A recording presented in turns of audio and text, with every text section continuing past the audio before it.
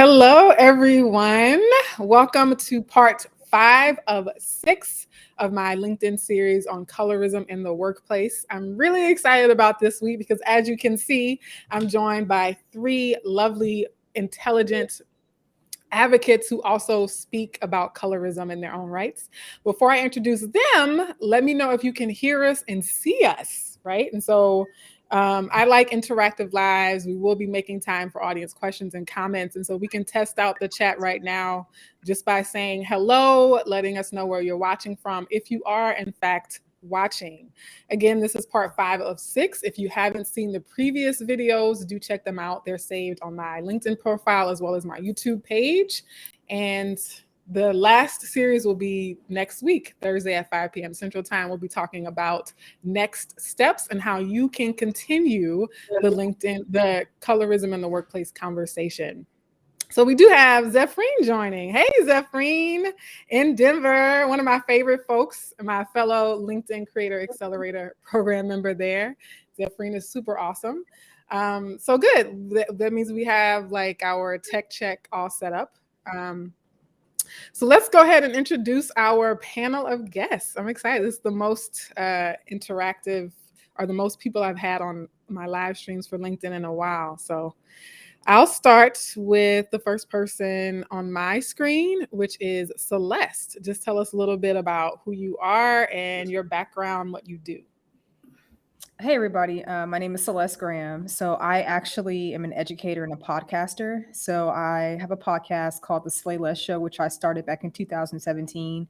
And kind of the basis of my podcast was to talk about various topics that I felt were discussed within academic circles, but sometimes weren't accessible to everyday people.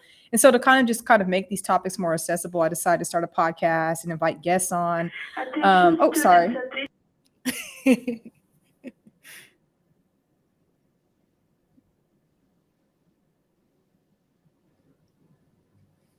Sorry, y'all, I'm still at work. So I'm a school teacher. I teach high school and I also teach at Texas Women's University. That was an announcement. So I just muted myself for a quick second. But yes, more recently this season of my podcast, I have focused on the experiences of single mothers and just some of the issues that they face. And I also just broadly talk about colorism and have talked about colorism since I started my podcast. It's something that's really just near and dear to my heart as a dark-skinned Black woman, and that is like just indelibly and inevitably part of my lived experiences. So I'm actually a PhD student, and I'm in the final stages. Hopefully, we'll be graduating at some point next year. Trying to wrap up my dissertation and kind of just stow away everything that I need to do there. But I'm really happy to be here with you guys. I have worked with all 3 of these lovely ladies in some capacity in the past, and I'm really happy to be here and engage in this conversation with you all. Yay.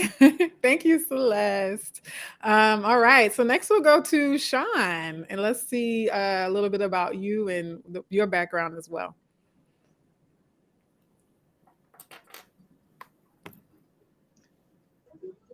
Yes. You're good. I feel like my but hi guys, I am Shawn. I'm a master's Pan-African Studies student at University of Louisville. I'm a colorism researcher, scholar. I'm currently doing research on the impact of color on people.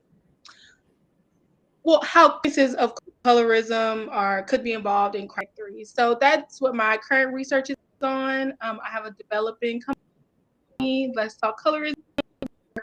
I do events, conferences. Recently did a skin bleaching conference. I also did an international conference a few months back. Had 13 countries represented. That's myself. I'm excited to be here. And like Celeste, I've worked with all 3 of these before. So I'm excited for this. Thank you, Shawn. And then last but not least, we have Lavoughnda White. Hi, so my name is Lavoughnda White. I'm the founder and CEO of No, I'm Just Pretty, and we're a social enterprise company that combats colorism through apparel, organizing, education, and advocacy. And a little about myself, or the business rather. I started No, I'm Just Pretty because people told me I was pretty to be dark skinned.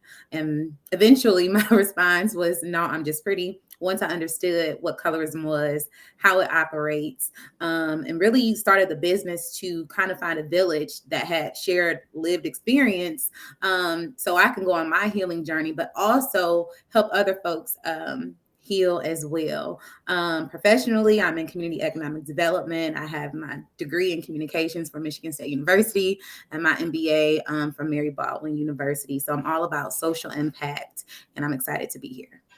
Woohoo.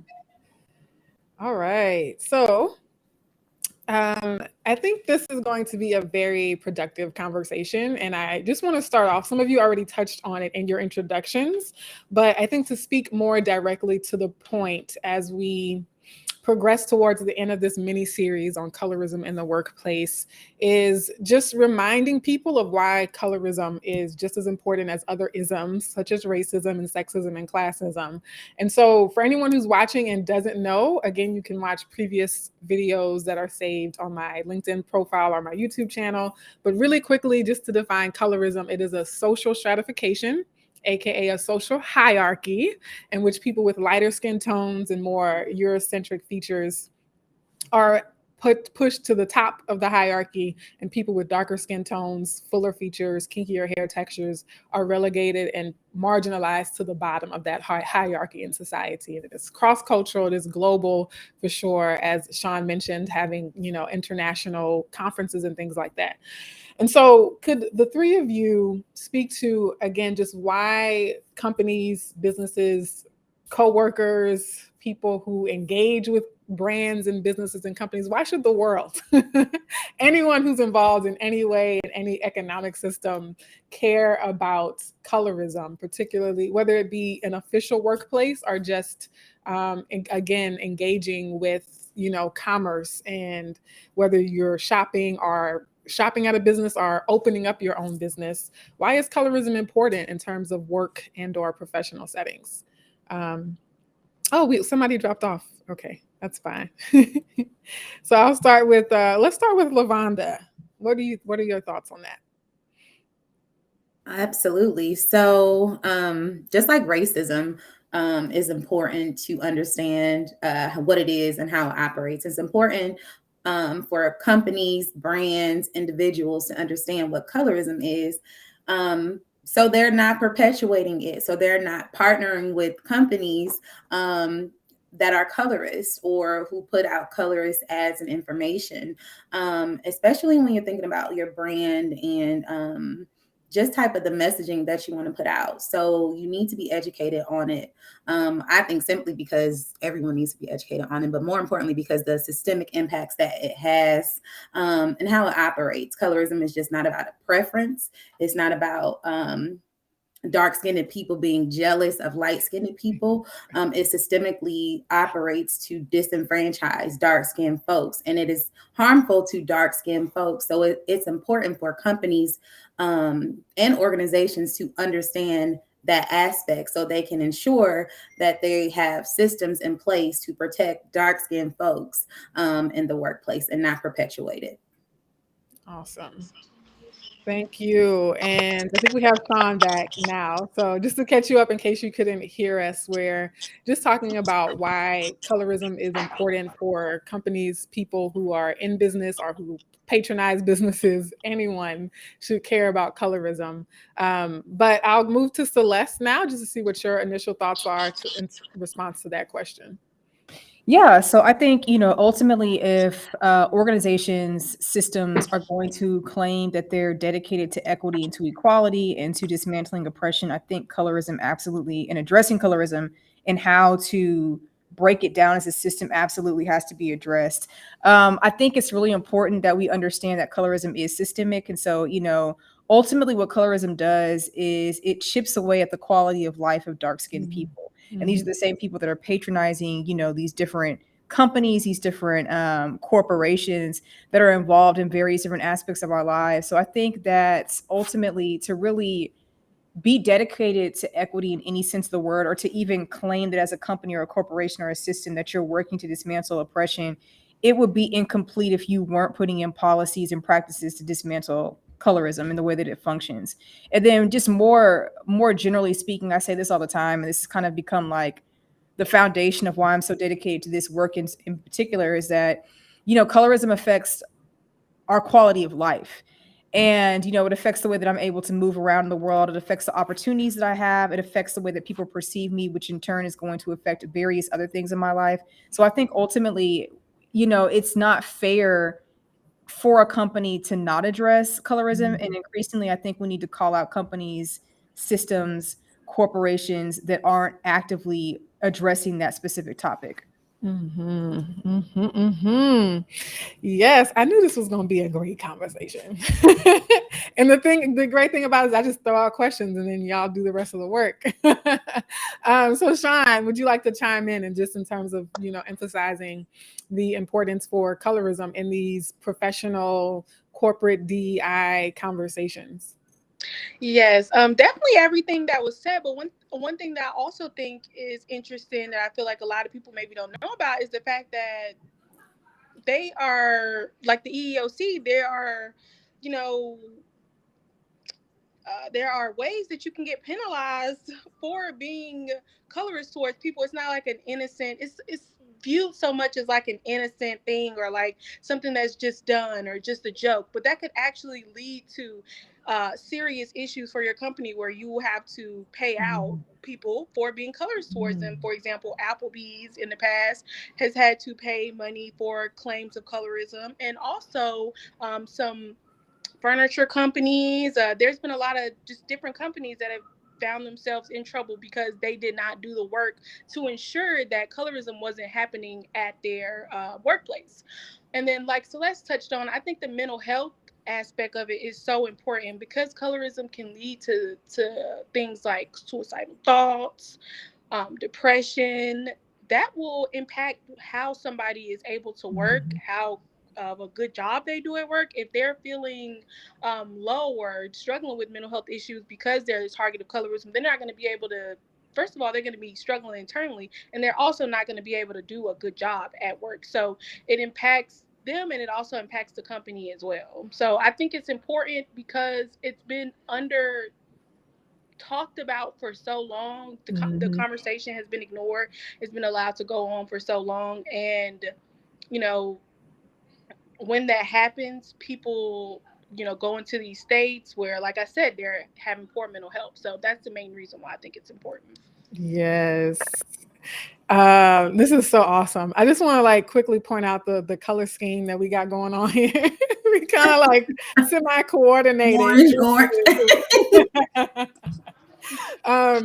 So speaking of that, I think those are all like really important conversations around why colorism is important. And yes, you're right. At the very least, companies need to be aware that there could be litigation around this type of discrimination.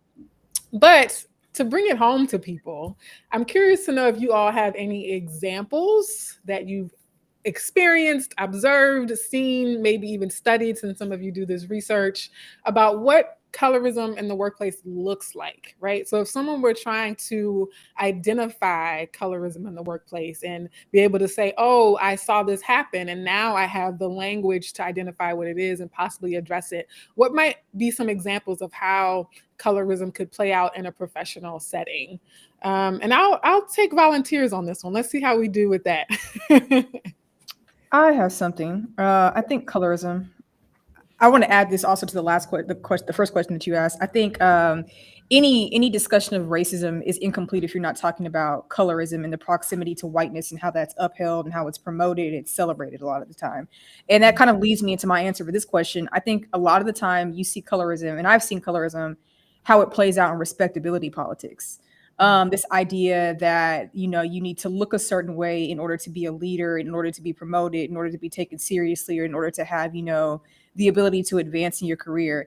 As a teacher in an urban area, I will say you see teachers that look there's a broad spectrum of the way that teachers look, right? But when you start to look at administrators and you go even higher up, people have a very clean-cut image. And part of that clean-cut image, this perception that people have of being put together, is to have a certain skin tone, to have certain hair, to carry yourself in a certain way, which all just ultimately ties back into respectability politics. And again, this proximity to whiteness. And I think that phrase is really important, because anytime you talk about that, you're also talking about someone's skin tone and how others perceive them, and what stereotypes they hold about someone's skin tone. So yeah, I like it's very true that when you look at not just who's in the building, but what their role is in the building, you really can like pinpoint colorism. Because a lot of times you'll like walk into a place of business and you'll see dark-skinned people, but then when you realize like, okay, well, who's the doing the menial work versus who's at the managerial level versus who's at the executive level, then you really do see that color distinction. I think that's really linked to like people's ideas of like intelligence and who has more intelligence, which also is linked to shade and color and hair texture. So yes, definitely. I can go next, unless. Go ahead, Shawn. Yeah, I'll go next. Some ways that I've seen it in my workplace have mostly been with comments from other coworkers. Now, it may not be something that's like necessarily against me, or it may not necessarily be against me, but it may be about something going on in their life. And I'll use an example. I had a coworker who always used to talk about the people who he was dating, and he will always mention that they were light skinned, and like be very praising and excited about this. And one day I just had to ask, like, why do you always mention that? But he would always, and you know how you have conversations at work, this would just be something that always came up. And I noticed that, and it was definitely brushed off. But that's one way I noticed it, through conversations at work. Another example I would have would be with our supervisor. I had a coworker who would constantly call our supervisor like animal names or names that are derogatory. Our supervisor was dark skinned, and she would always make just horrible names about her because she didn't agree with her managing tactics, or she didn't get along with her. And I just found that people really just kind of more so took her the wrong way because of whatever reason. I would say it was because of her skin tone, but that's how I saw it in my workplace, mostly from among coworkers talking to each other. And then the way that like managers or other people are perceived, they're maybe perceived as more mean, more rude, more, not willing to, talk about certain things in a calm manner. And I think that, I know that has a lot to do with her being dark skinned, and probably in general cases, it has a lot to do with skin tone. And then lastly, a way that I would say I've seen it from EEOC cases, I've seen it where in the Applebee's case, the manager who was lighter skinned was calling her employee, this may be a little triggering, but she was calling her charcoal all the time until the employee quit. And that was one way I saw. I saw another way with a hotel in, I believe it was Puerto Rico. No. A hotel in, it was a hotel that fired all of the Haitian employees and hired only lighter skinned Hispanic people. So that's a way that I saw it there. And then the last way I point out was also a EEOC case where a guy, it's pending right now, he got an award for least likely to be seen in the dark. They called him to the front to give him that award, and it's pending right now with the EEOC. So this happens. It's not like people just will, I don't know, people just really kind of want to brush off colorism, but no, it's really coming in the workplace, and people are getting sued for it, and rightly so. That is terrible. And it reminds me of a joke that's very common, right? Like that the reason that they gave him the award is a very common joke. And I think Yes. companies, managers, coworkers, people in professional settings all around need to realize that the jokes are not just jokes, right? Because sometimes it might be a sexist joke or like a queer phobic joke or, some other type of joke, like a colorist joke. And these are not harmless. They're not harmless. And they are grounds for suing and litigation, but also it makes the workplace unsafe. It makes people feel like they're not included. It makes, like you said, the impact on people's mental health and then the morale, right? It just makes for a terrible workplace environment. Lavoughnda, did you want to add? Absolutely. When I thought about this question, and I'm like, dang, did I experience colorism in the workplace? Then I realized this one particular incident. I worked with a nonprofit in Washington, D.C., and we worked with children. And there was an incident that happened at my center that was very traumatizing for us and the children. And so at the staff meeting, I'm advocating for our children to have counseling service available to them. Like, we need to get them some support. We need to get them this, that, and the third. And at the end of the meeting, my direct report comes up to me and she says, I just want to let you know that I got word that your tone was a little bit off, and it was a little bit aggressive, and you just want to be mindful of that. And I was like, wait a minute, excuse me, what? Like, rewind the tape back, because what did I, when was I aggressive? What did I say, when my tone was off? And so I was frustrated, and I went, we left the staff meeting, and I let my coworker know what just happened. And she was a white woman. And she was like, what? And I said, yeah. And I said, you know what? I want you to say the same thing that I said at the next staff meeting. And I want to see if somebody says anything to you.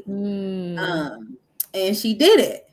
And no one said anything to her. And she said it the same exact way that I said it, probably a little bit more spunk on it, and no one said anything to her. And she said, Lavoughnda, this upset me. I'm going to the executive director to let them know what happened, because that is not right. And at the time, I couldn't identify it as colorism. But when I think about the situation that happened and how my behavior was described to be aggressive, my tone was off. You were defensive. And I thought about how all of the language is used to describe darker-skinned Black people. Oh, you're a little aggressive. Your tone was off. It's all scary and rah, rah, rah, this, that, and the third. And so that was, for me, I was like, wait a minute. I wish I had the language then to let them know, like, hey, you all, that is colorism. And we need to talk about it, because how did she say the same thing and no one said anything to her? And here I come, my dark-skinned Black self, being passionate about these Black children and getting them services that they need to deal with what happened to us. And my tone is off and this, and the third. And so in the workplace, I really think that we need to, or managers, whomever, we all need to be able to identify when we are using this type of language to describe a Black, I don't want to say Black woman, but a Black woman's behavior, a dark-skinned Black woman's behavior, because I always say the language that we use to describe Black women is very important. I had a colleague that was describing one of my old colleagues as intimidating, like I'm scared of her. And I was like, you need to be mindful of how you the language you use when you describe this individual, because that can be dangerous. That can be harmful, because this person never did anything to you for you to be scared of anything. So it's even just thinking about the type of language that is used in the workplace to reference dark-skinned people. Companies, colleagues, organizations need to be mindful of how that can be harmful and dangerous for those folks. Yes. So this also reminds me too about how the employees and coworkers can see the same behavior in how their coworkers or their managers or their supervisors treat the clients and customers as well. Because I know when I'm like patronizing a business or like going to get a service or shopping around in a professional setting, and I get treated a certain way, I wonder if the other employees in the room see it. You know what I mean? Like when somebody's profiling you or like following you in the store or looking at you weird, like, can you afford that? Right? Do their colleagues speak up and say something about it? So this is really another thing I was thinking about too, is in terms of those stereotypes about being aggressive, but also the stereotype about being the strong one. And I'm thinking about how that could impact the amount of support that dark-skinned employees get, particularly dark-skinned Black women, because I think a lot of times the mindset is, oh, well, she can handle it. Or, well, yeah, we'll let her do the brunt work and we'll check in on, the lighter-skinned person because they might need more support. They might be more fragile or, more sensitive, whereas we can just let the darker skinned person fend for themselves. Or even like, I'm thinking about scenarios where if I'm working at a register as a dark skinned woman and a client or a customer is being irate towards me or is kind of like being abusive towards me, do other people in that space come to help me out, right? Like as the person, whether I'm the client or the worker, the employee, like experiencing hostility in a workplace where you're actually experiencing hostility and not just being perceived as it, the level of support or lack of support that people get based on how they look, based on their skin tone and their gender. And I think people have normalized the dark-skinned women taking abuse and having to do all the work and like just carrying the load and like, oh, she's okay. Whereas if a lighter skinned person or a white person or like a non-Black person is experiencing hostility from a client, say, people step in, people might call the cops, people might like rush to their defense. And so I just think it's endless, right? The possibilities of how it could show up in the workplace are sort of endless. Dr.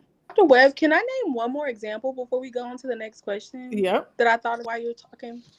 So I had a job where, I think I might have told you about this, Dr. Webb, where I had a manager who, she recently had a baby, and I told her that her baby, this was at work, I told her that her baby was pretty, and she was like, she had a dark baby like me.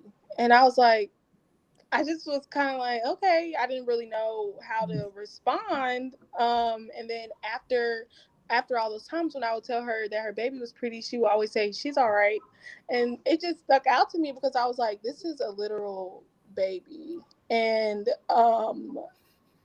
that example just came to my head because I'm like, first of all, like, I've seen it before. I've seen people care about, children's skin tone as well, but I just didn't expect her to say, like, when I'm saying the baby's pretty, her to say she's dark like you, basically. So while we're at work, so like you guys said, it just shows up in so many different ways, but it shows up for sure.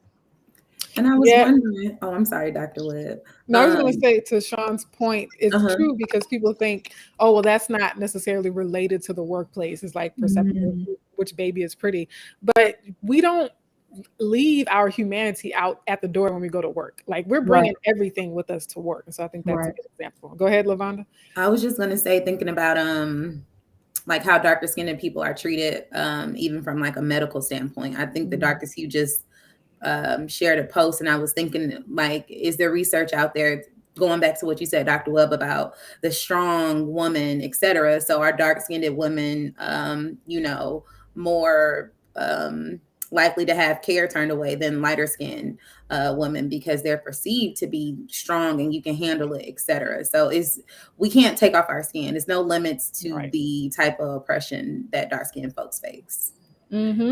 And that comment that you made, we can't take off our skin, because people might try to push back or play quote unquote devil's advocate. And they might look at someone like me and say, but Dr. Webb, but you have a PhD and you wear blazers and you wear glasses and you're educated and you were a tenure track professor. And it's like, but when I walk into a hospital, I don't have Dr. Webb stamped on my forehead. They just see a dark-skinned Black woman with a fro.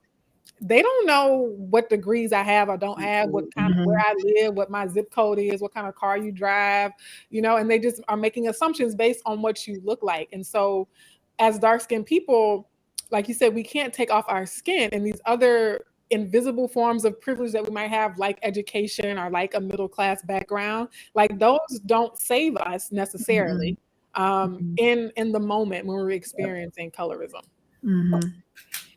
All right, so let me check on the chat. Thank you, Alicia. I agree this conversation is definitely needed. If anyone has questions or thoughts or additional comments, we are discussing colorism in the workplace, but precisely interventions and prevention. So I want to go to the heart of the matter, is that when someone sees colorism or observes colorism in the workplace, what are some things that people can do? Now, I know that's a broad question, so I'm going to kind of break it down, right? Let's talk first about just everyday employees, right? So we're not talking about the executive level. We're not talking about managers and supervisors, just regular coworkers, whether they're, interns or lower level employees who might not have a lot of decision-making power, but in their everyday interactions, what could they do if they see, for example, a coworker being mistreated or a customer being mistreated due to colorism? Do y'all have any ideas about that? Look, say something. I can go if. Go ahead. Okay, I was just thinking, like, when I think of something I think is important even for personal that can be applied for the workplace is when I've been with people, and I'll use a small example, and I told you about this too, Dr. Webb. I'm at a hot dog stand and I'm with someone who's lighter skinned, and the guy he gives me my food with no fork, and then he hands her food with the fork, and I'm like, am I a barbarian? Do I not need a fork as well? Or when we're out and someone may make a comment like call us chocolate and vanilla or something like that, even something that maybe doesn't bother you, but as a dark-skinned person it does actually bother me, but some people, it doesn't bother them. But if you know your friend, if you know someone is facing colorism, now that's in a friendship level or a relationship, I would say say something to them, even if you don't necessarily say something to the person. After you see something happen, like, pull them in and this may sound corny, but address their heart. Like, they could be upset or feeling away. You be a shoulder to lean on. And I would say that in the workplace as well. If you see someone facing colorism, even if you at that exact time don't say anything, offer yourself as, I think, someone that person can lean on in that moment. Because if you sit there and you witness someone be called a name based on their skin tone, or a dark skin joke is said in front of them, it's just happened. Like, even if you're not going to be the one to confront the person, you can be that shoulder to lean on for the person who is actually impacted. So I think something really important to do outside of reporting it to HR, outside of, outside of reporting to HR, is actually being a shoulder to lean on. Awesome. Thank you. Other thoughts on that? I can go next. So I work in a school, and I work with children. And so I hear colorist things from children all the time, right? I have never actually heard a teacher say anything colorist to a child, nor have I ever heard a teacher, any of my colleagues, say anything colorist to me or necessarily about anyone else. But I will say, when I do hear it amongst children, there are certain things that, and I think this kind of goes back into the last question. I'm one of the only Black teachers at my school. And so I teach students, and like, for whatever reason, I'm often called upon to be the person, like the enforcer, because the kids, for whatever reason, just won't try me because they know I'm not going to we're not going to do that today. And we're not going to do that ever. And so when I hear colorist things in my classroom, I correct it right then. I say, no, we don't do that. We don't do anti-Blackness. We don't do homophobia. We don't do things that, specifically in a targeted way are designed to belittle other people and make them feel bad about who they are. I would like to think that this isn't a like to think. if I ever heard one of my colleagues say something colorist to a child, I would correct it right then. If I ever heard them say anything colorist in general to me or to anybody else, I think that it's really important to address it in the moment. Be like, hey, that's harmful. Like, don't say that. And I think something about being in a school, there's this huge focus right now in public schools to, like, do social and emotional awareness and intelligence. So there's this heightened atmosphere of, like, be careful of what you say. So I would say I haven't really experienced or heard any of my colleagues say anything colorist, but I definitely hear that with the kids. And that is disheartening to me, because I'm like, y'all are kids perpetuating the very thing that we're putting so much work into dismantling. So I feel it's especially important in those cases to address it right then. I can think of someone in particular, one of my students in particular, that I hear people say things about his skin tone all the time. And so I'm like, don't say that. Well, Miss Graham, but it's true. No, it's not true. Like, don't say that. Like, you see, Miss Graham, I'm dark skinned. I'm your favorite teacher. Like, how do you think that makes me feel? And so when I turn that lens back around on them, oh, well, I didn't know. And I'm like, okay, it's fine. I'm your history teacher, so I have a lot of space to talk about this. We can talk about this in class. And I often do. Like, I often talk about, I address various different types of oppression because I can. And I think it's really important when you hear stuff like that, especially amongst children, to correct it right then and there. And this student that I'm glad that someone earlier, I think it was you, Lavoughnda, mentioned, like, offering counseling to students. This student who's been teased because of his skin color has gone to our counselor about this. And he's like, I don't like that when people say things like that to me. And so I think, that is something that needs to be, like, specifically a counselor trained to address those types of issues in the school setting. That absolutely needs to be something that's addressed, along with, homophobia, all the other isms, racism. Like, it's serious. It's something that has to be addressed. Yeah. And I like the note about having counselors and therapists and social workers who understand colorism, because I've known therapists and counselors who don't know about it and don't think it's a thing. So definitely, like, having people who can address it. But also I like the idea of addressing it in the moment, because I always say too, being a former high school teacher myself and also hearing students say colorist things, like, if a student says something colorist in class, like, other people have heard that. And if you don't address it in the moment, it can send the message to other students or even other adults who also witnessed it that, one, you're okay with it, or two, you agree with it. And it's a missed opportunity to teach not just the person who made the comment, it's also a missed opportunity to teach anyone else who might have witnessed that colorist act, right? Because there are so many other people who need to know and that that's wrong, as well as the person who said it. But then also I think the person in the moment who experienced that moment of colorism can get a sense of relief, right? And knowing that someone kind of stepped in as a shield for them in that moment. So many reasons to get to practice addressing it in the moment. I know if you're just starting to intervene, it might not be the easiest thing. And sometimes it is so shocking.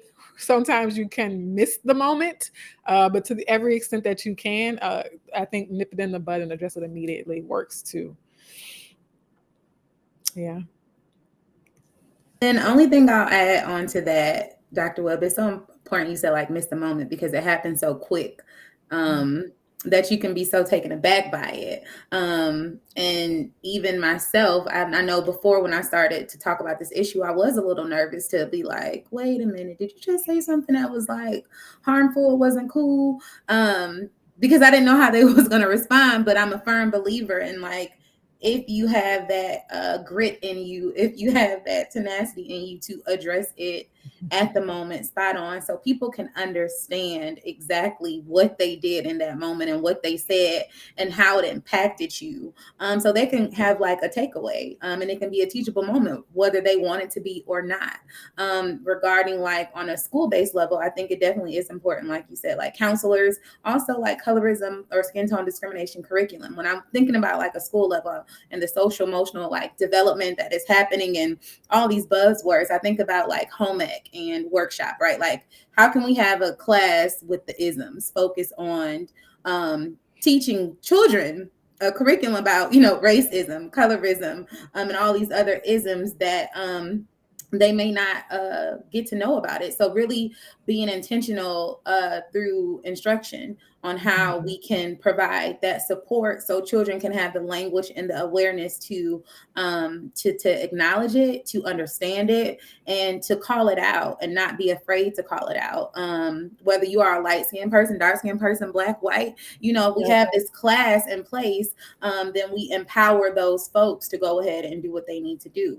From an employer perspective, I think it is important to have trainings, to have employee resource guides, to have sip and chats where we talk about these isms that happen in the world, so that HR folks, your colleagues, your coworkers, your peers are aware of what colorism is and how it operates, especially if they are not a Black person or a person of color that, they have a hard time understanding racism. You understand what I'm saying? Black folks have a hard time understanding racism. White folks have a hard time understanding, they say, I'm not racist. So you think about colorism, it just like, wait, what? Colorism?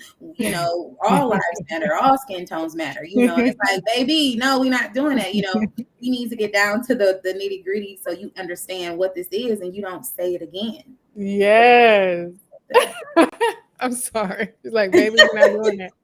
Also, so we do have a question at the bottom, but like Lavoughnda, your like where you're going is a great segue to talking about that next level of intervention / prevention, right? And so I think when we talk about prevention, that's really where the school level, the company level, the managerial level, the executive level really comes in, and creating and establishing norms, policies, practices, environments, company culture to where colorism is less likely to happen in the first place.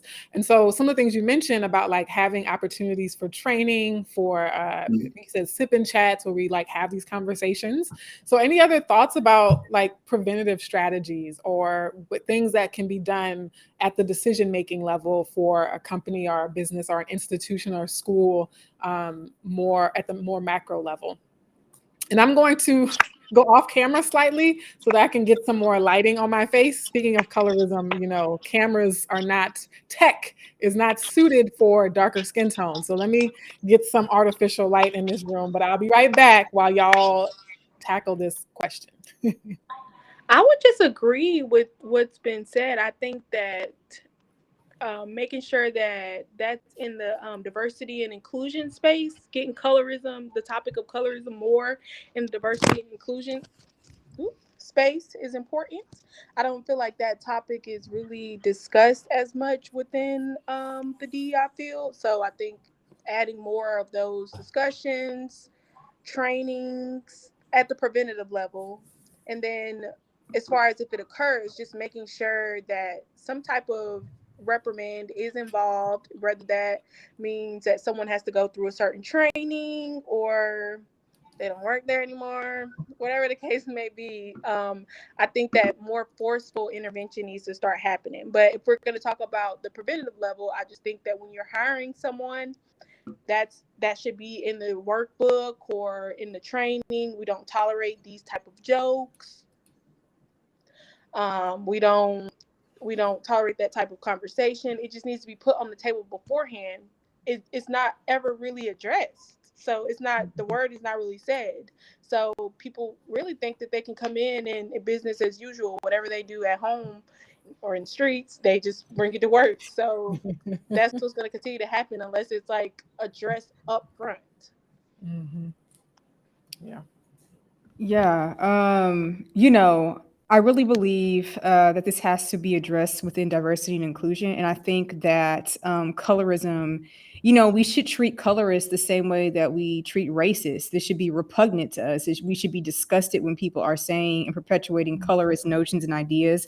And I think that once we get people to understand how serious and how detrimental and negative colorism is, that we can do that and that it'll be penalized the way that it needs to be. Like if someone is calling me a tar baby or talking about my skin or in any way making me feel like I am less than them or I'm not worthy of whatever position I have because of my skin tone, that is disgusting and they should be reprimanded for that at the highest and most serious level, right? Yeah, you've got to treat colorists the same way that you treat racists and the rest of the people that are oppressive and deal in these things, the like people who are homophobic, like, you know, we don't accept that in any other realm. So why should we accept colorism? Why should colorism take this backseat to all the other isms when it's just as negative, it's just as detrimental?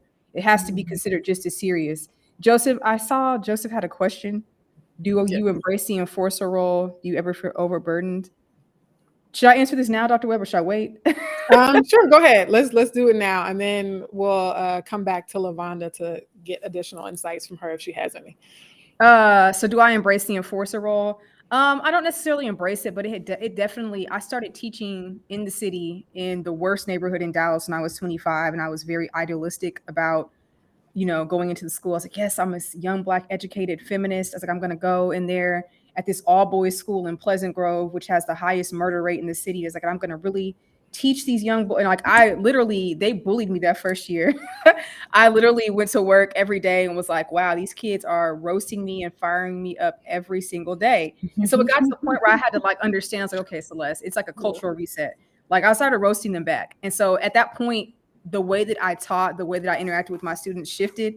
And do I embrace the enforcer role? Just to kind of answer that question, I don't necessarily embrace it, but it does serve its purpose for me to set up expectations for how I want students to behave and how I want them to treat each other in my class role. Is this sustainable? I don't necessarily think I look for it to be sustainable. I think this piece of who I am will always be there in some shape or form. Because whatever job, whatever position I'm in, I don't want people to feel like they can take advantage of me. So I hope that answers your question. Yeah.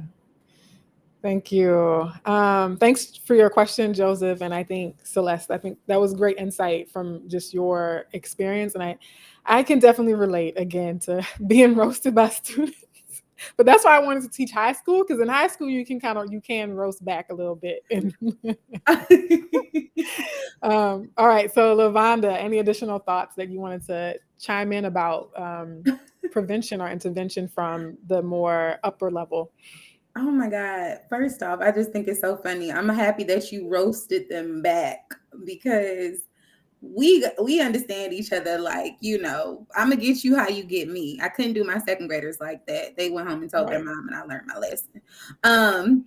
But I think the only thing that I didn't discuss was I think there needs to be education from a like a parental standpoint, right? Because a lot of times when we talk about colorism and our first encounter with colorism, it was from our family. It was home. It's from a loved one, somebody we knew, right? And so we cannot afford to wait to get to the school for that education to happen. That education needs to start to happen at home. So whether, again, there are groups talking about colorism, there are trainings for parents to understand what colorism is, so they're not using language and being colorist towards their own children, telling them, you know, you done got too Black to be outside, you done got dark, or always praising their lighter skin little nieces and nephews, but not saying anything to their darker skin children, or even letting, you know, my family, I'm from St. Louis, and joning and roasting is like, it's a way of life here. And I believe there's a history behind joning that is very, you know, it's negative.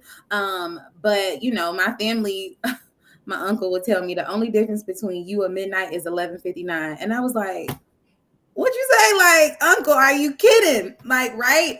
And so although that hurted my feelings, I was like, okay, I guess I got to say something back. You know what I mean? But he didn't understand what that was doing to my self-esteem, and how I was internalizing that. And so I think it's important that we also, you know, start educating our children at home about colorism like we do life and racism. Absolutely. So I'm thinking about, you know, a lot of what you all were saying, and in terms of, you know, what we can do at an even more micro scale, like thinking about a society whether it be like, I don't know, us as consumers, right, demanding accountability from these companies and institutions and schools and organizations. What are some of your ideas or thoughts or hopes even for, I think, our larger society in terms of intervening and really seeing progress in dismantling a system like colorism?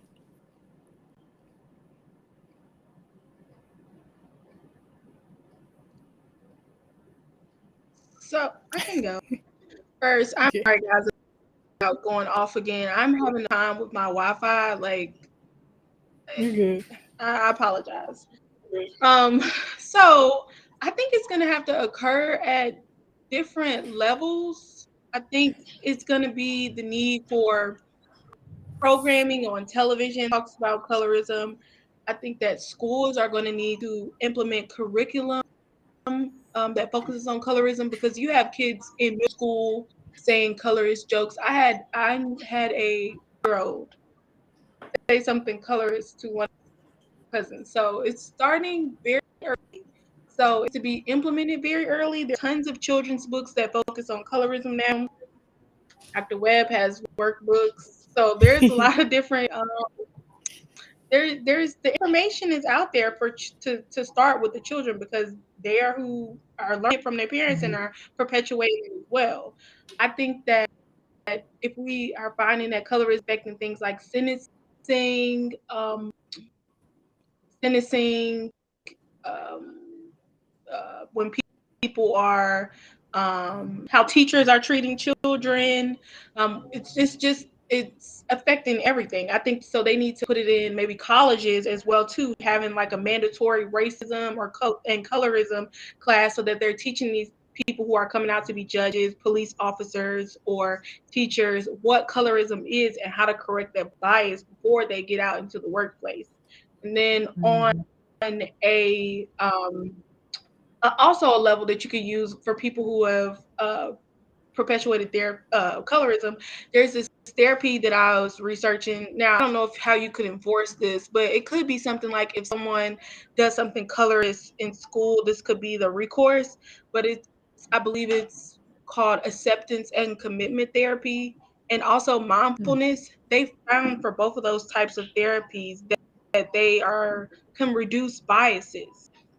So I think that maybe we need to do some type of mass therapy reprogramming program that targets that. Excellent. Excellent, Shawn. Thank you. Other thoughts? And I think because we're at 5:59 Eastern time, as you're responding to this question, go ahead and just also share like your one big takeaway. Like what's the one thing you'd like to leave this current audience with for the evening, and knowing that this is not going to be the last time we talk about colorism. But I'll make space for either Celeste or Lavoughnda to add.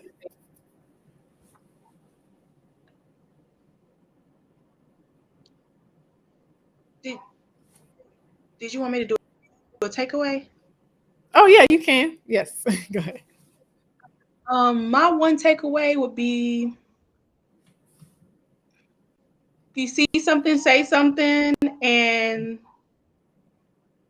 we have to begin to understand the true and the deeply embedded impact of colorism. Those would be my takeaways. Excellent. Yeah. If you see something, say something. Go ahead. Yeah. No, my takeaway would be to take colorism seriously, like literally treat it as the form of oppression and the form of discrimination that it is.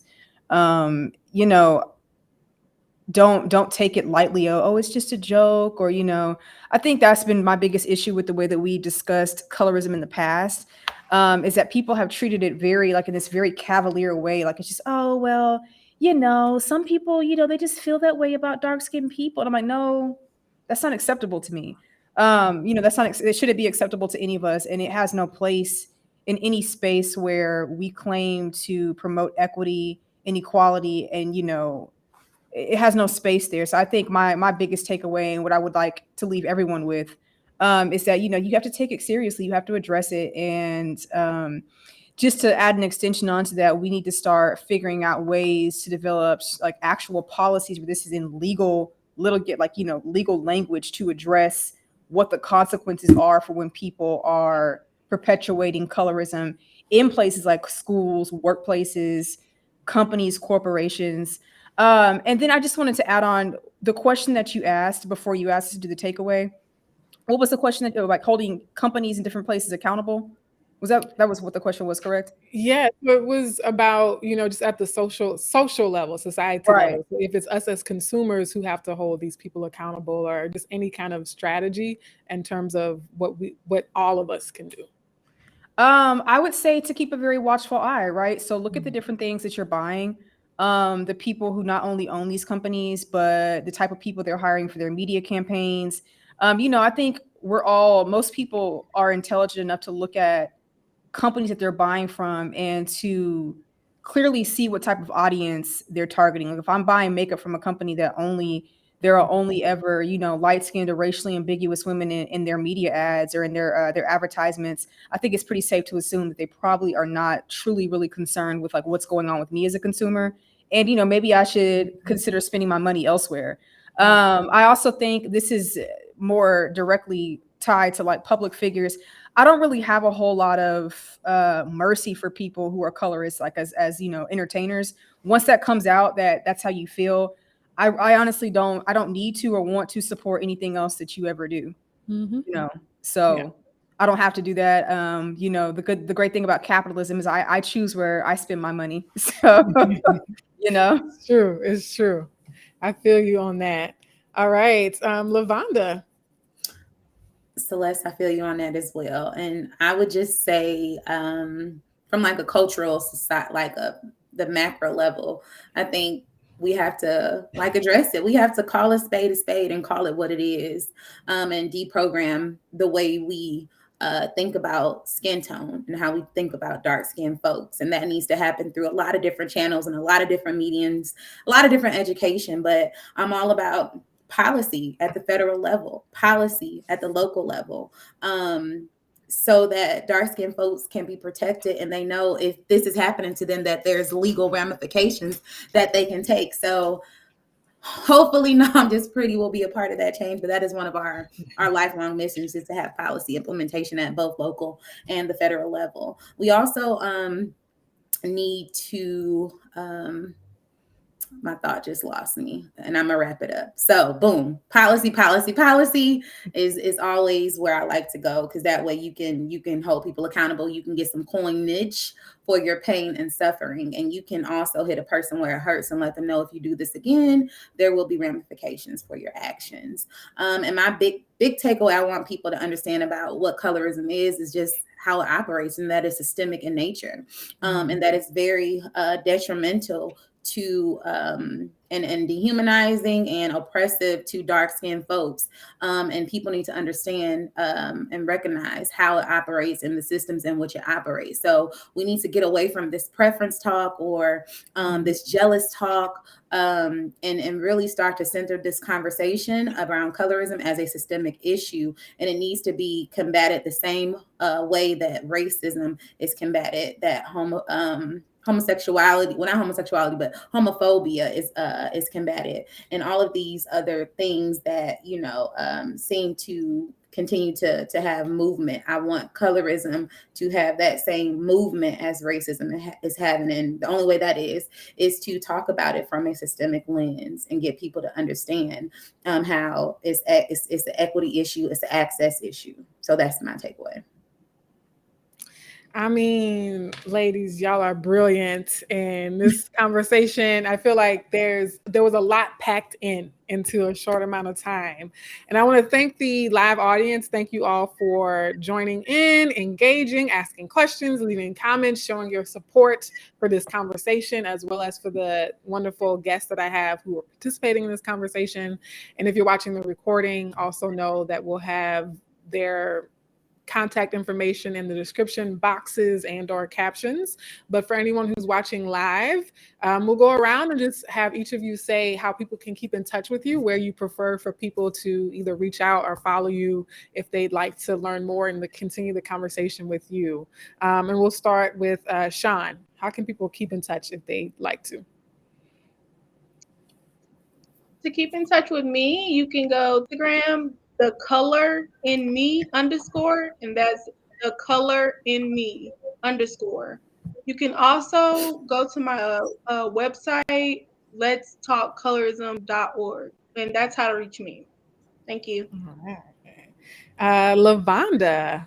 Let people know how they can keep in touch. Absolutely. So all Instagram or social media is Nah NAH. I'm just pretty, just like that. If you want to send me an email, it's info@nahimjustpretty.com. Yay. And then last but not least, Celeste. So you guys can find me on Instagram at the Slayyyleste Show. My email is slayyyleste@gmail.com, and then my website. And I'm typing all this in the chat because I think out of all of us, my information is probably the hardest to spell. So I'm going to type that out for you guys because I want y'all to be able to actually find me. So I just actually put it in the chat right now. My Instagram, my email, and my website. So you can reach me at any of those three places. Yes, I hope you guys will tap in and engage with me, Yeah, so let me go ahead and type this into the main chat and see if I can enter all this information that you just typed. There we go. So I'll leave that on the screen for just a second while I send us off. So thank you all so much. Again, I'll be back next week for the final part 6 of 6 in the series on colorism and the workplace. But the conversation continues beyond that. I'll still be doing content. You can have conversations with any of the 3 people that you've heard from today, and as well as just having conversations with your own friends, families, even with yourself. I also tell people, like, if you want to learn how to start having conversations about colorism, you can always start with having that conversation with yourself, checking your own biases, being honest about your experiences with colorism, times when you might have perpetuated it. No one else has to hear that inner dialogue, but it's a necessary conversation. And so with that, I am immensely grateful for you all. Thank you so much. And for any of the audience folks, I'll see y'all next week, Thursday at 5 p.m. Eastern Time. Bye.